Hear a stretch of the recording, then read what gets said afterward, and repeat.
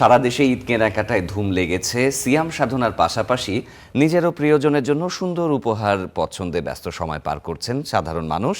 এই কাজে বিপণী বিতানগুলো যেন চষে বেড়াচ্ছেন তারা। জাপান খালি 150 এই যে গেঞ্জি গেল, আপডেট গেঞ্জি গেল খালি 150 টাকায়। ঘনিয়ে আসছে ঈদের সময়, তার আগে কেনাকাটা করতে বাড়ছে ক্রেতাদের ভিড়। পটুয়াখালীতে এরই মধ্যে বেচাকেনা জমে উঠেছে। পোশাকের পাশাপাশি জুতা, কসমেটিক সহ বিভিন্ন সামগ্রী কিনছেন ক্রেতারা। দেশি পোশাক বিদেশি ব্র্যান্ডের নামে বেশি দামে বিক্রির অভিযোগ তুলছেন তারা।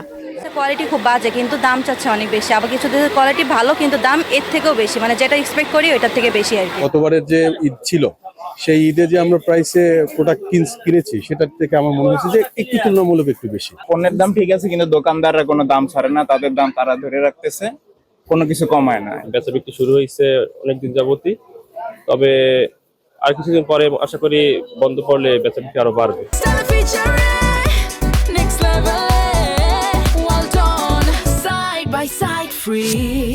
নাটোরেও জমজমাট ঈদ কেনাকাটা, বিপণী বিতানগুলোতে সাজসজ্জা, বাড়ছে ক্রেতাদের ভিড়। ঘুরে ঘুরে দেখছেন পছন্দের পণ্য, যাচাই করছেন দাম, তারপরেই কিনছেন।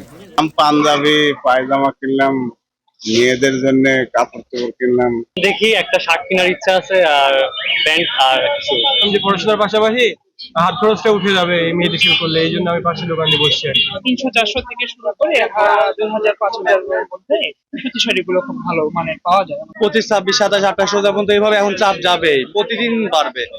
একই চিত্র চাঁদপুরেও। Hawkers market, Mir shopping complex সহ প্রতিটি বিপণী বিতানে ক্রেতাদের ভিড়, জমজমাট বেচাকেনা। জামা কিনবো, জুতা কিনবো, যা যা পছন্দ হয় তা কিনবো। আমি ঈদে পরবো, বিভিন্ন জায়গায় ঘুরতে যাব, বান্ধবীদের বাসায় যাব, এজন্য কিনবো। আমার কিছু তো কিনতে হইব, না কিনাতে পারবো না, বেশি হোক আর কম হোক নিতে হইব।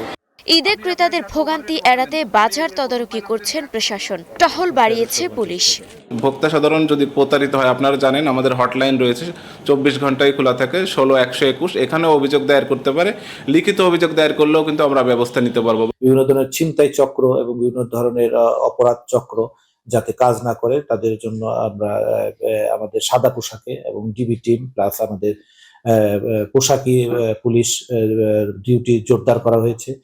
শেষ মুহূর্তে বেচাকেনা আরও বাড়বে বলে প্রত্যাশা সবার। মুক্তা আক্তার, স্টার নিউজ।